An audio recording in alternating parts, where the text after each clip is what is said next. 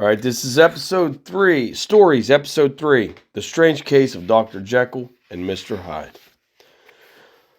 The story of the door. Mr. Utterson, the lawyer, was a man of a rugged countenance that was never lighted by a smile, cold, scanty, and embarrassed in discourse, backward in sentiment, lean, long, dusty, dreary, and yet somehow lovable. At friendly meetings, and when the wine was to his taste, something eminently human beaconed from his eye. Something, indeed, which never found its way into his talk, but which spoke not only in these silent symbols of the after-dinner face, but more often and loudly in the acts of his life. He was austere with himself, drank gin when he was alone, to mortify of taste for vintages, and though he enjoyed the theater, had not crossed the doors of one for 20 years. But he had an approved tolerance for others, sometimes wondering almost with envy at the high pressure of spirits involved in their misdeeds, and in any extremity inclined to help rather than to reprove. I incline to Cain's heresy, he used to say quaintly. I let my brother go to the devil in his own way. In this character, it was frequently his fortune to be the last reputable acquaintance and the last good influence in the lives of down-going men. And to such as these, so long as they came about his chambers, he never marked a shade of change in his demeanor. No doubt the feat was easy to Mr. Utterson, for he was undemonstrative at the best, and even his friendship seemed to be founded in a similar catholicity of good nature. It is the mark of a modest man to accept his friendly circle ready-made from the hands of opportunity, and that was the lawyer's way. His friends were those of his own blood, or those whom he had known the longest. His affections, like ivy, were the growth of time. They implied no aptness in the object. Hence, no doubt, the bond that united him to Mr. Richard Enfield, his distant kinsman, the well-known man about town. It was a nut to crack for many what these two could see in each other, or what subject they could find in common. It was reported by those who encountered them in their Sunday walks that they said nothing, looked singularly dull, and would hail with obvious relief the appearance of a friend. For all that, the two men put the greatest store by these excursions, counted them the chief jewel of each week, and not only set aside occasions of pleasure, but even resisted the calls of business, that they might enjoy them uninterrupted. It chanced on one of these rambles that their way led them down a by-street in a busy quarter of London. The street was small and what is called quiet, but it drove a thriving trade on the weekdays. The inhabitants were all doing well, it seemed, and all emulously hoping to do better still, and laying out the surplus of their grains in coquetry, so that the shop fronts stood along the thoroughfare with an air of invitation, like rows of smiling saleswomen. Even on Sunday, when it veiled its more florid charms and lay comparatively empty of passage, the street shone out in contrast to its dingy neighborhood, like a fire in a forest, and with its freshly painted shutters, well-polished brasses, and general cleanliness and gaiety of note, instantly caught and pleased the eye of the passenger. Two doors from one corner, on the left hand going east, the line was broken by the entry of a court, and just at that point a certain sinister block of building thrust forward its gable on the street. It was 2 stories high, showed no window, nothing but a door on the lower story, and a blind forehead of discolored wall of the upper, and bore in every feature the marks of prolonged and sordid negligence. The door which was equipped with neither bell nor knocker, was blistered and distained. Tramps slouched into the recess and struck matches on the panels. Children kept shop upon the steps. The schoolboy had tried his knife on the moldings, and for close on a generation, no one had appeared to drive away these random visitors or to repair their ravages. Mr. Enfield and the lawyer were on the other side of the by-street, but when they came abreast of the entry, the former lifted up his cane and pointed. "Did you ever remark that door?" he asked. And when his companion had replied in the affirmative, "It is connected in my mind," added he, "with a very odd story." "Indeed," said Mr. Utterson, with a slight change of voice. "And what was that?" "Well, it was this way," returned Mr. Enfield. "I was coming home from some place at the end of the world, about 3 o'clock of a black winter morning, and my way lay through a part of town where there was literally nothing to be seen but lamps. Street after street, and all the folks asleep. Street after street, all lighted up as if for a procession, and all as empty as a church. Till at last I got into that state of mind when a man listens and begins to long for the sight of a policeman. All at once I saw two figures. One a little man who was stumping along eastward at a good walk, and the other a girl of maybe 8 or 10, who was running as hard as she was able down a cross street. Well, sir, the two ran into one another naturally enough at the corner, and then came the horrible part of the thing. For the man trampled calmly over the child's body and left her screaming on the ground. It sounds nothing to hear, but it was hellish to see. It wasn't like a man. It was like some damn juggernaut. I gave a view halloa, took to my heels, collared my gentleman, and brought him back to where there was already quite a group about the screaming child. He was perfectly cool and made no resistance, but gave me one look so ugly that it brought out the sweat on me like running. The people who had turned out were the girl's own family, and pretty soon the doctor, for whom she had been sent, put in his appearance. Excuse me. Well, the child was not much the worse, more frightened, according to the sawbones.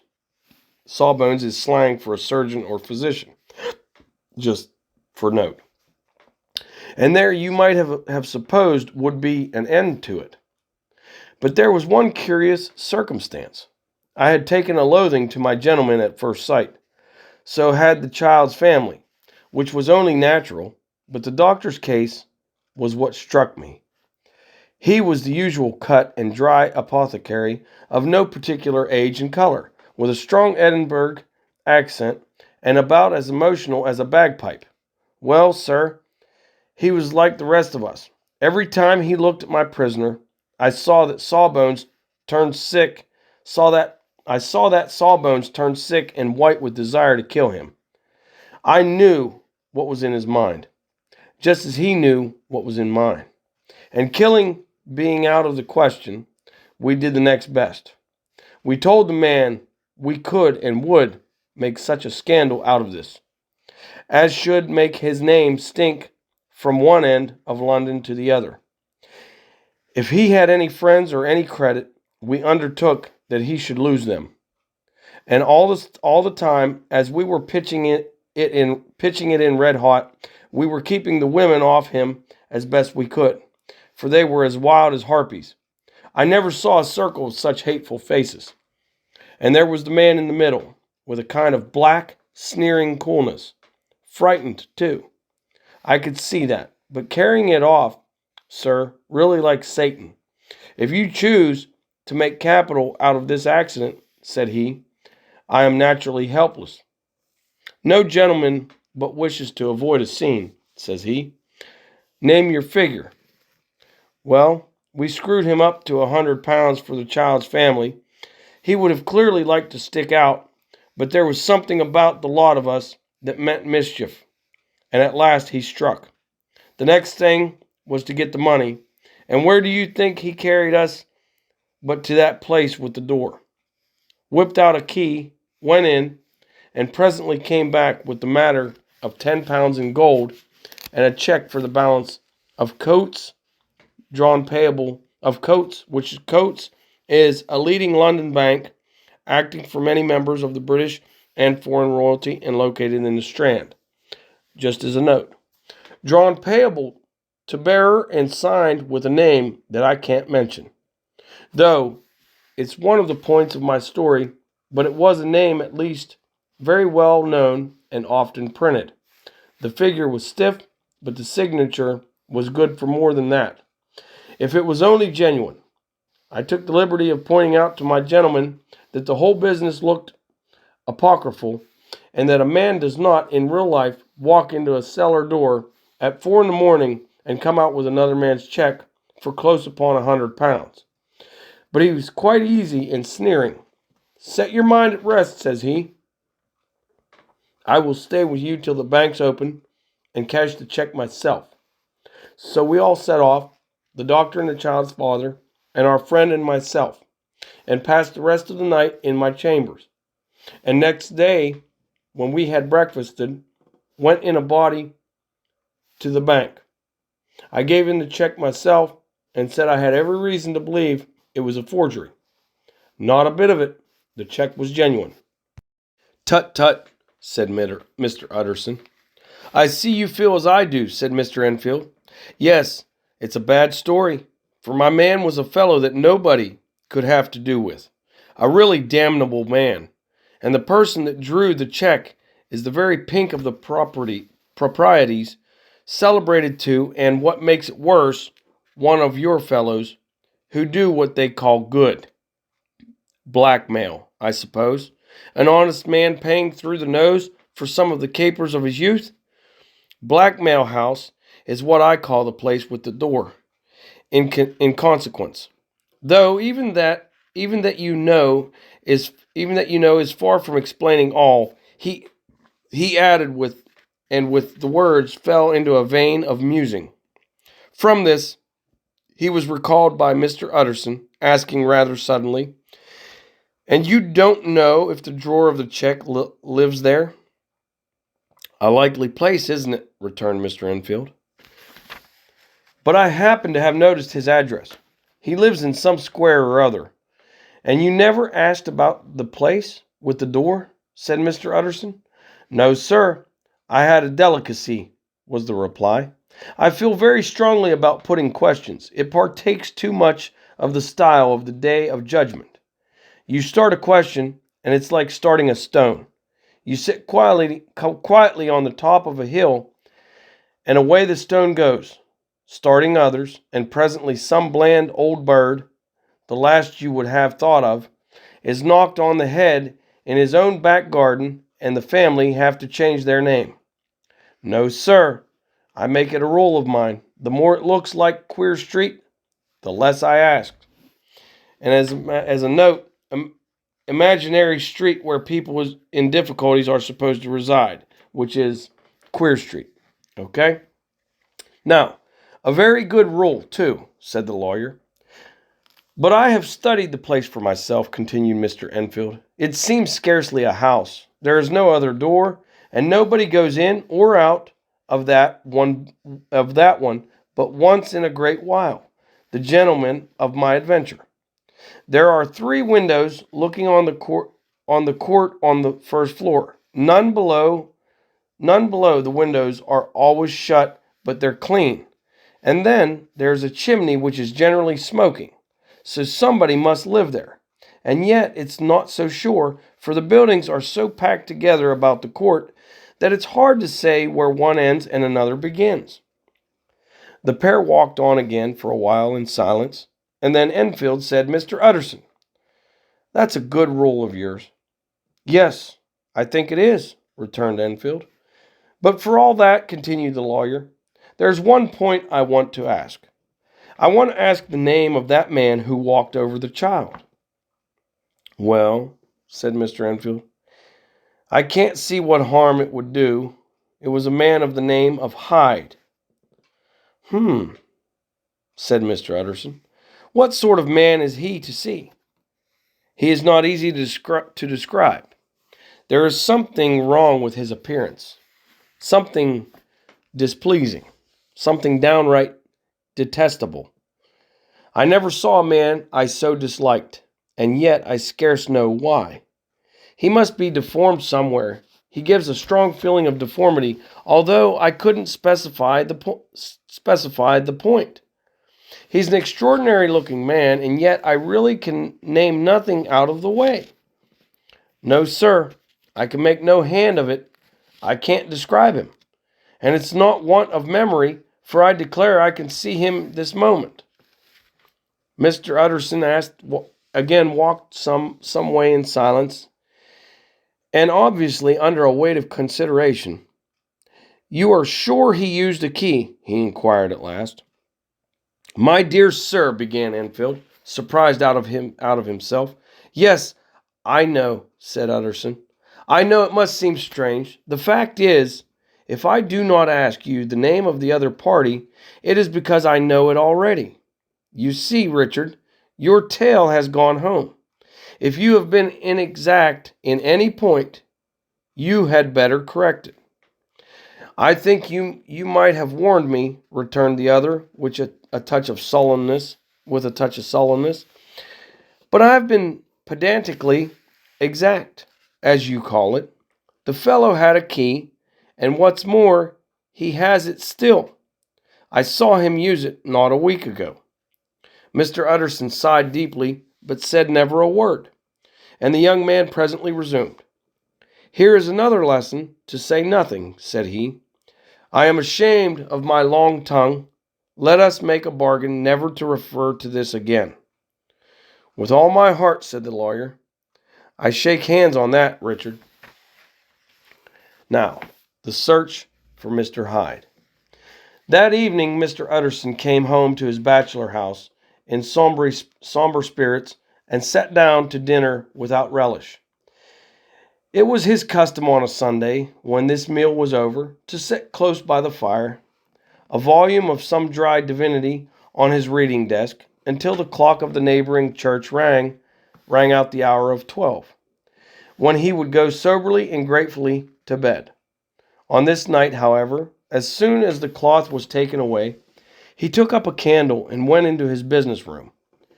There he opened his safe, took from the most private part of it a document endorsed on the envelope as Dr. Jekyll's will, and sat down with a clouded brow to study its contents. The will was holograph for Mr. Utterson, though he took charge of it now that it was made, had refused to lend the least assistance in the making of it. It provided not only that, in case of the decease of Henry Jekyll, M.D., D.C.L., LL.D., F.R.S., etc., and this is another note, Jekyll is a doctor of medicine, a doctor of civil law, a doctor of laws, and a fellow of the Royal Society. The list emphasizes the excellence of his credentials. Now all his possessions were to pass into the hands of his friend and benefactor, Edward Hyde. But that in case of Dr. Jekyll's disappearance or unexplained absence for any period exceeding 3 calendar months, the said Edward Hyde should step into the said Henry Jekyll's shoes without further delay and free from any burthen or obligation, beyond the payment of a few small sums to the members of the doctor's household. This document had long been the lawyer's eyesore. It offended him both as a lawyer and as a lover of the sane and customary sides of life, to whom the fanciful was the immodest. And hitherto it was his ignorance of Mr. Hyde that had swelled his indignation. Now, by a sudden turn, it was his knowledge. It was already bad enough when the name was but a name of which he could learn no more. It was worse when it began to be clothed upon with detestable attributes, and out of the shifting, insubstantial mists that had so long baffled his eye, there leaped up the sudden definite presentment of a fiend. I thought it was madness, he said, as he replaced the obnoxious paper in the safe. And now I begin to fear it is disgrace. With that, he blew out his candle, put on a greatcoat, and set forth in the direction of Cavendish Square. Another note, square in London's West End and the heart of the doctor's quarter. Now, that citadel of medicine where his friend, the great Dr. Lanyon, had his house and received his crowding patients. If anyone knows, it will be Lanyon, he had thought. The solemn butler knew and welcomed him. He was subjected to no stage of delay, but ushered direct from the door to the dining room where Dr. Lanyon sat alone over his wine. This was a hearty, healthy, dapper, red-faced gentleman with a shock of hair prematurely white and a boisterous and decided manner. At sight of Mr. Utterson, he sprang up from his chair and welcomed him with both hands. The geniality, as was the way of the man, was somewhat theatrical to the eye, but it reposed on genuine feeling. For these two were old friends, old mates both at school and college, both thorough respecters of themselves and of each other. And what does not always follow, men who thoroughly enjoyed each other's company. After a little rambling talk, the lawyer led up to the subject which so disagreeably preoccupied his mind. I suppose, Lanyon, said he, you and I must be the two oldest friends that Henry Jekyll has. I wish the friends were younger, chuckled Dr. Lanyon, but I suppose we are, and what of that? I see little of him now. Indeed, said Utterson. I thought you had a bond of common interest. We had, was his reply. But it is more than 10 years since Henry Jekyll became too fanciful for me. He began to go wrong in the mind, and though, of course, I continue to take an interest in him, for old sake's sake, as they say, I see and I have seen devilish little of the man. Such unscientific balderdash, added the doctor, flushed suddenly purple, would have estranged Damon and Pythias. Another note, according to Greek legend, Damon and Pythias were close friends. Pythias, condemned to death by the tyrant Dionysus, obtains leave to put his affairs in order on the condition that Damon be executed in his place should he not return. A delay ensues, resulting in Damon's being led to execution, but Pythias arrives in time to save him. Impressed by the strength of their friendship, Dionysus spares them both. Okay, short little note. Now, this little spirit of temper was somewhat of a relief to Mr. Utterson. They have only differed on some point of science, he thought, and being a man of no scientific passions, except in the matter of conveyancing, he even added, it is nothing worse than that. He gave his friend a few seconds to recover his composure, and then approached the question he had come to put. Did you ever come across a protege of his, one Hyde? He asked. Hyde, repeated Lanyon. No, never heard of him. Since my time. That was the amount of information that the lawyer carried back with him to the great dark bed on which he tossed to and fro until the small hours of the morning began to grow large. It was a night of little ease to his toiling mind, toiling in mere darkness and besieged by questions. 6 o'clock struck on the bells of the church that was so conveniently near to Mr. Utterson's dwelling, and still he was digging at the problem. Hitherto it had touched him on the intellectual side alone, but now his imagination also was engaged, or rather enslaved. And as he lay and tossed in the gross darkness of the night and the curtained room, Mr. Enfield's tale went by before his mind in a scroll of lighted pictures.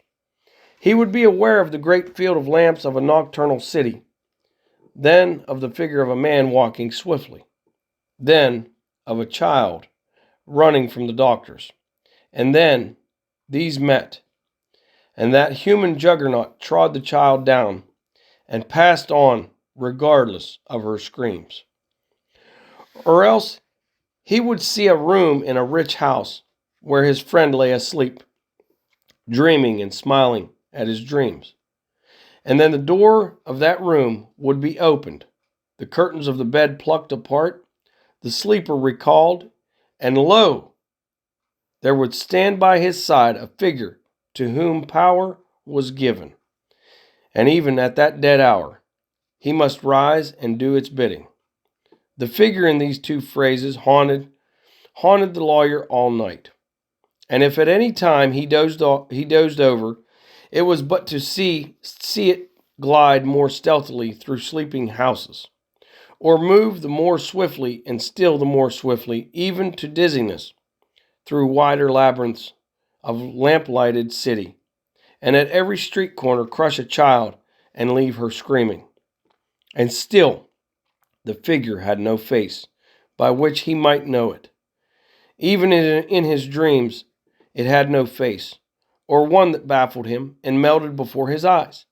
And thus it was that there sprang up and grew apace in the lawyer's mind in a singularly strong, almost an inordinate curiosity to behold the features of the real Mr. Hyde.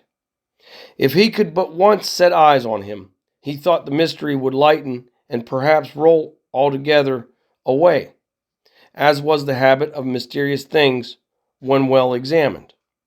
He might see a reason for his friend's strange preference or bondage, call it which you please, and even for the startling cause of the will. At least, it would be a face worth seeing, the face of a man who was without bowels of mercy, a face which had but to show itself to raise up, in the mind of the unimpressionable Enfield, a spirit of enduring hatred. From that time forward, Mr. Utterson began to haunt the door in the by-street of shops. In the morning before office hours, at noon when business was plenty and time scarce, at night under the face of the fogged city moon, by all lights, and at all hours of solitude or concourse, the lawyer was to be found on his chosen post. If he be Mr. Hyde, he had thought, I shall be Mr. Seek. And at last, his patience was rewarded. It was a fine dry night, frost in the air, the streets as clean as a ballroom floor, the lamps unshaken by any wind, drawing a regular pattern of light and shadow. By 10 o'clock, when the shops were closed, the by-street was very solitary, and in spite of the low growl of London from all around, very silent. Small sounds carried far. Domestic sounds out of the houses were clearly audible on either side of the roadway, and the rumor of the approach of any passenger preceded him by a long time. Mr. Utterson had been some minutes at his post, when he was aware of an odd, light footstep drawing near. In the course of his nightly patrols, he had long grown accustomed to the quaint effect with which the footfalls of a single person, while he is still a great way off, suddenly spring out distinct from the vast hum and clatter of the city. Yet his attention had never before been so sharply and decisively arrested, and it was with a strong superstitious prevision of success that he withdrew into the entry of the court. The steps drew swiftly nearer and swelled out suddenly. Louder as they turned the end of the street, the lawyer, looking forth from the entry, could soon see what manner of man he had to deal with. He was small and very plainly dressed, and the look of him, even at that distance, went somehow strongly against the watcher's inclination. But he made straight for the door, crossing the roadway to save time, and as he came, he drew a key from his pocket, like one approaching home. Mr. Utterson stepped out and touched him on the shoulder as he passed. Mr. Hyde, I think. Mr. Hyde shrank back with a hissing intake of the breath, but his fear was only momentary, and though he did not look the lawyer in the face, he answered coolly enough, "That is my name. What do you want?" "I see you are going in," returned the lawyer. "I am an old friend of Dr. Jekyll's, Mr. Utterson of Gaunt Street. You must have heard of my name, and meeting you so conveniently, I thought you might admit me. You will not find Dr. Jekyll. He is from home," replied Mr. Hyde, blowing in the key, and then suddenly, but still without looking up, "How did you know me?" he asked. "On your side," said Mr. Utterson. "Will you do me a favor?" "With pleasure," replied the other. "What shall it be?" "Will you let me see your face?" asked the lawyer. Mr. Hyde appeared to hesitate, and then, as if upon some sudden reflection, fronted about with an air of defiance, and the pair stared at each other pretty fixedly for a few seconds. "Now I shall know you again," said Mr. Utterson. "It may be useful." "Yes," returned Mr. Hyde. It is as well we have met. And apropos, you should have my address." And he gave a number of a street in Soho. Okay? Now, another note. London's shabby red light district, also home to many immigrants. That is Soho. Now, good God, thought Mr. Utterson. Can he, too, have been thinking of the will? But he kept his feelings to himself and only grunted in acknowledgment of the address. "And now," said the other, "how did you know me?" "By description," was the reply. "Whose description?" "We have common friends," said Mr. Utterson. "Common friends," echoed Mr. Hyde, a little hoarsely. "Who are they?" "Jekyll, for instance," said the lawyer. "He never told you," cried Mr. Hyde with a flush of anger. "I did not think you would have lied." "Come," said Mr. Utterson, "that is not fitting language." The other snarled aloud into a savage laugh, and the next moment, with extraordinary quickness, he had unlocked the door and disappeared into the house. The lawyer stood a while when Mr. Hyde had left him, the picture of disquietude. Then he began slowly to mount the street, pausing every step or two and putting his hand to his brow like a man in mental perplexity. The problem he was thus debating as he walked was one of a class that is rarely solved. Mr. Hyde was pale and dwarfish. He gave an impression of deformity without any nameable malformation. He had a displeasing smile. He had borne himself to the lawyer with a sort of murderous mixture of timidity and boldness, and he spoke with a husky, whispering, and somewhat broken voice. All these were points against him, but not all of these together could explain the hitherto unknown disgust, loathing, and fear with which Mr. Utterson regarded him. "There must be something else," said the perplexed gentleman. "There is something more. If I could find a name for it. God bless me, the man seems hardly human. Something troglodytic, shall we say? Or can it be the old story of Dr. Fell?" Now another note, Dr. Fell. Reference to a verse attributed to 17th century satirist Tom Brown. "I do not like thee, Dr. Fell. The reason why I cannot tell. But this I know, and know full well. I do not like thee, Dr. Fell." The verse is a parody of a well-known epigram by the Roman poet Martial, AD 40 to 104. Okay. Or is it the mere radiance of a foul soul that thus transpires through and transfigures its clay continent? The last, I think, for my poor old Henry Jekyll, or old Harry Jekyll, if ever I read Satan's signature upon a face, it is on that of your new friend. Round the corner from the by-street, there was a square of ancient, handsome houses, now for the most part decayed from their high estate, and let in flats and chambers to all sorts and conditions of men, map engravers, architects, shady lawyers, and the agents of obscure enterprises.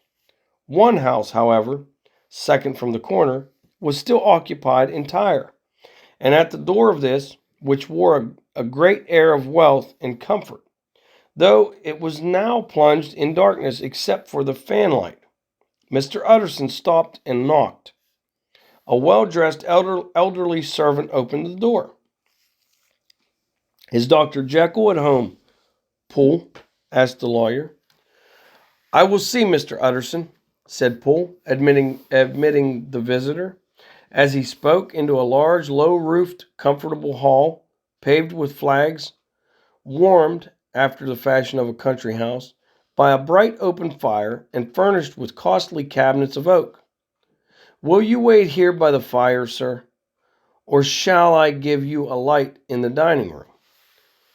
"Here, thank you," said the lawyer, and he drew near and leaned on the tall fender. This hall, in which he was now left alone, was a pet fancy of his friend the doctor's, and Utterson himself was wont to speak of it as the pleasantest room in London.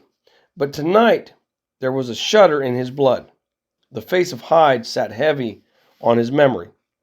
He felt, what was rare with him, a nausea and distaste of life, and in the gloom of his spirits he seemed to read a menace in the flickering of the firelight on the polished cabinets and an uneasy starting of the shadow on the roof. He was ashamed of his relief when Poole presently returned to announce that Dr. Jekyll was gone out.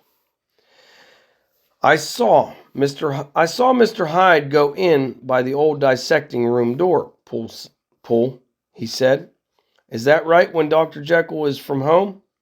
"Quite right, Mr. Utterson, sir," replied the servant. "Mr. Hyde has a key."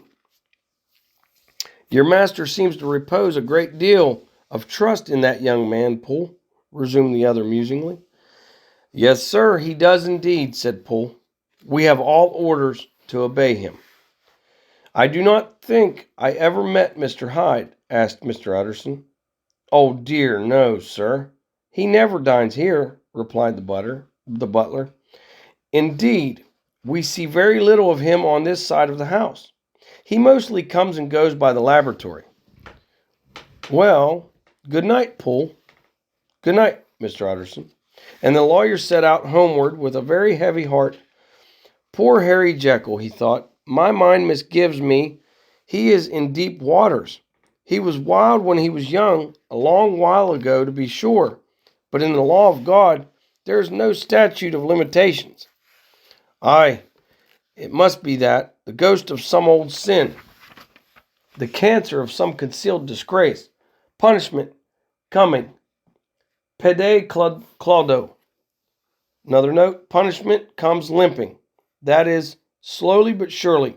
A quotation from Horace, Odes Book 3, Ode 2. Years after memory has forgotten and self-love condoned the fault.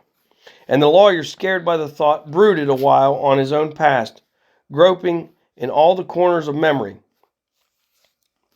lest by chance some jack-in-the-box of an old iniquity should leap to light there. His past was fairly blameless.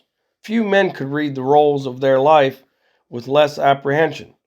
Yet he was humbled to the dust by the many ill things he had done, and raised up again into a sober and fearful gratitude by the many he had come so near to doing, yet avoided. And then, by a return on his former subject, he conceived a spark of hope.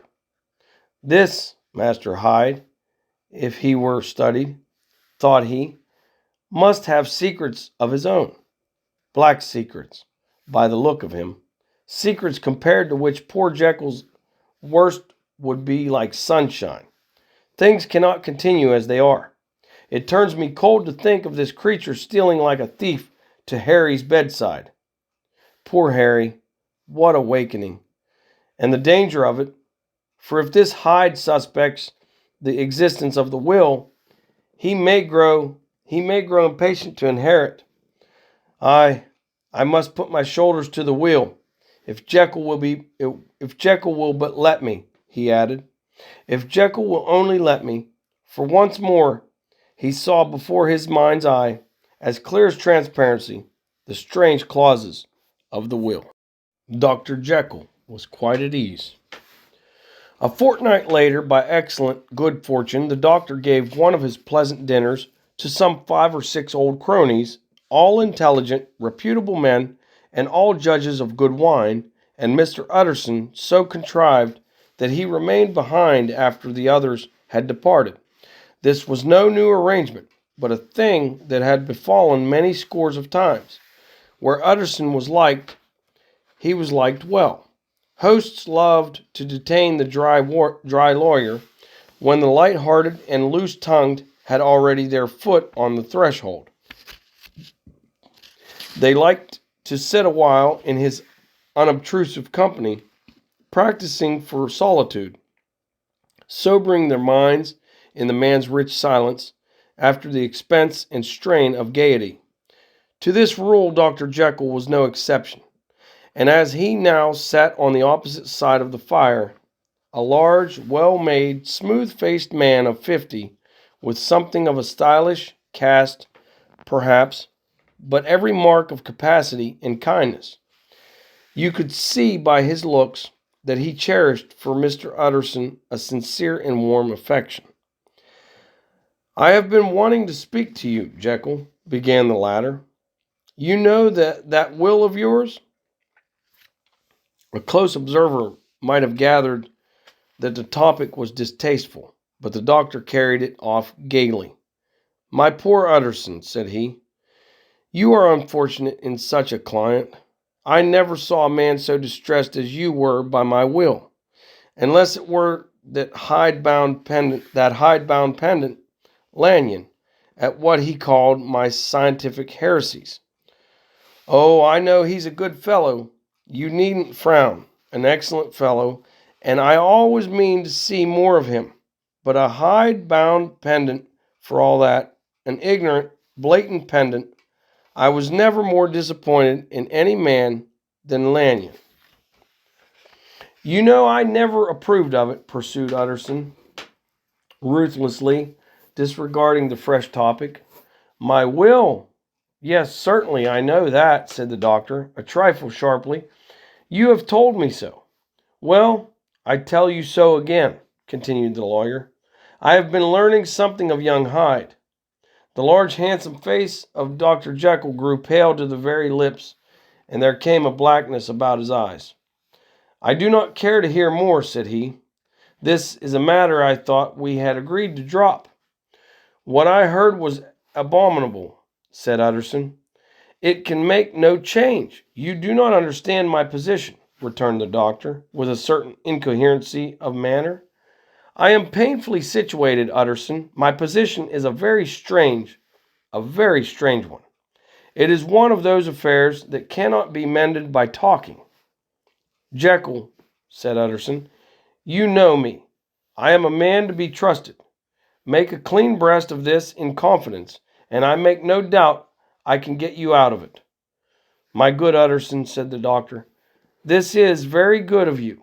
This is downright good of you, and I cannot find words to thank you in. I believe you fully. I would trust you before any man alive. Aye, before myself, if I could make the choice, but indeed it isn't what you fancy. It is not as bad as that. And just to put your good heart at rest, I will tell you one thing. The moment I choose, I can be rid of Mr. Hyde. I give you my hand upon that. And I thank you again and again. And I will just add one little word, Utterson, that I'm sure you'll take in good part. This is a private matter, and I beg of you to let it sleep." Utterson reflected a little, looking in the fire. "I have no doubt you are perfectly right," he said at last, getting to his feet. "Well, but since we have touched upon this business, and for the last time, I hope," continued the doctor, "there is one point I should like you to understand. I have really a very great interest in poor Hyde. I know you have seen him. He told me so. and I fear he was rude. But I do sincerely take a very great interest in that young man. And if I am taken away, Utterson, I wish you to promise me that you will bear with him and get his rights for him. I think you would if you knew all, and it would be a weight off my mind if you would promise. I can't pretend that I shall ever like him, said the lawyer. I don't ask that, pleaded Jekyll, laying his hand upon the other's arm. I only ask for justice. I only ask you to help him for my sake, when I am no longer here. Utterson heaved an irrepressible sigh. Well, said he, I promise. The Carew murder case. Nearly a year later, in the month of October of 1800 and something, London was startled by a crime of singular ferocity and rendered all the more notable by the high position of the victim. The details were few and startling. A maidservant living alone in a house not far from the river had gone upstairs to bed about 11.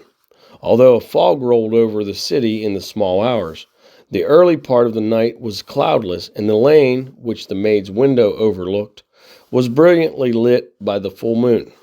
It seems she was romantically given, for she sat down upon her box, which stood immediately under the window, and fell into a dream of musing. Never, she used to say, with streaming tears, when she narrated that experience, never had she felt more at peace with all men or thought more kindly of the world. And as she so sat, she became aware of an aged, beautiful gentleman with white hair drawing near along the lane and advancing to meet him. Another and very small gentleman, to whom at first she paid less attention. When they had come within speech, which was just under the maid's eyes, the older man bowed and accosted the other with a very pretty manner of politeness. It did not seem as if the subject of his address were of great importance. Indeed, for his pointing, it sometimes appeared as if he were only inquiring his way. But the moon shone on his face as he spoke, and the girl was pleased to watch it. It seemed to breathe such an innocent and old-world kindness of disposition, yet with something high too, as of a well-founded self-content. Presently, her eye wandered to the other, and she was surprised to recognize in him a certain Mr. Hyde, who had once visited her master, and for whom she had conceived a dislike. He had in his hand a heavy cane with which he was trifling, but he answered never a word, and seemed to listen with an ill-contained impatience. And then all of a sudden he broke out in a great flame of anger, stamping with his foot, brandishing the cane, and carrying on, as the maid described it, like a madman.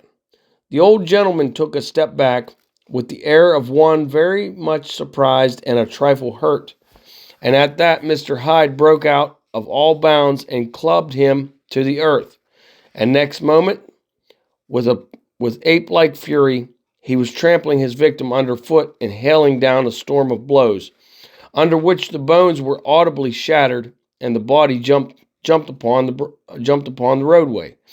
At the horror of these sights and sounds, the maid fainted. It was 2:00 when she came to herself and called for the police. The murderer was gone long ago, but there lay his victim in the middle of the lane, incredibly mangled. The stick with which the deed had been done, although it was of some rare and very tough and heavy wood, had broken in the middle under the stress of this insensate cruelty, and one splintered half had rolled into the neighboring gutter. The other, without doubt, had been carried away by the murderer. A purse and gold watch were found upon the victim, but no cards or papers, except a sealed and stamped envelope, which he had been probably carrying to the post, and which bore the name and address of Mr. Utterson. This was brought to the lawyer the next morning before he was out of bed, and he had no sooner seen it and been told the circumstances than he shot out a solemn lip. I shall say nothing till I have seen the body, said he. This may be very serious. This may be very serious. Have the kindness to wait while I address. With the same grave countenance, he hurried through his breakfast and drove to the police station, whither the body had been carried. As soon as he came into the cell, he nodded. Yes, said he, I recognize him. I am sorry to say that this is Sir Danvers Carew. Good God, sir, exclaimed the officer. Is it possible? And the next moment his eye lighted up with professional ambition.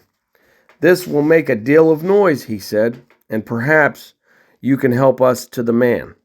And he briefly narrated what the maid had seen and showed the broken stick.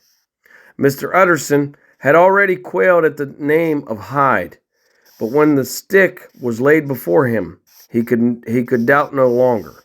Broken and battered as it was, he recognized it for one that he had himself presented many years before to Henry Jekyll. Is this Mr. Hyde a person of small stature? He inquired.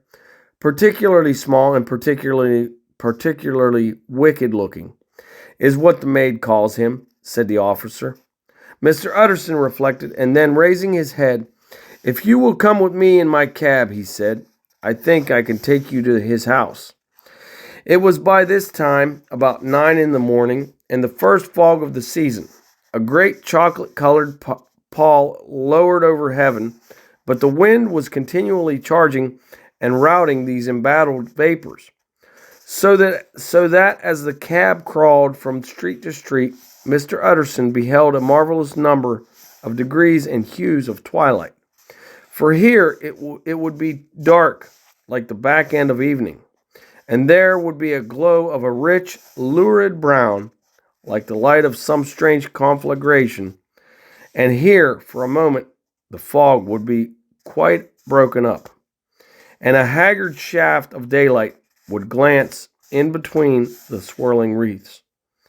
The dismal quarter of Soho, seen under these changing glimpses, with its muddy ways and slatternly passengers and its lamps, which had never been extinguished or had been kindled afresh to combat this mournful reinvasion of darkness, seemed in the lawyer's eyes like a district of some city in a nightmare. The thoughts of his mind, besides, were of the gloomiest dye, and when he glanced at the companion of his drive, he was conscious of some touch of that terror of the law and the law's officers, which may at times assail the most honest. As the cab drew up before the address indicated, the fog lifted a little and showed him a dingy street, a gin palace, a low French eating house, a shop for retail of penny numbers and 2-penny salads, many ragged children huddled in the doorways, and many women of many different nationalities passing out, key in hand, to have a morning glass, and the next moment the fog settled down again upon that part, as brown as umber, and cut him off his blackguardly surroundings. This was the home of Henry Jekyll's favorite, of a man who was heir to £250,000 sterling. An ivory-faced and silvery-haired old woman opened the door. She had an evil face, smoothed by hypocrisy, but her manners were excellent. Yes, she said, this was Mr. Hyde's, but he was not at home. He had been in that night very late, but he had gone away again in less than an hour. There was nothing strange in that. His habits were very irregular, and he was often absent. For instance, it was nearly 2 months since she had seen him till yesterday. Very well, then. We wish to see his rooms, said the lawyer.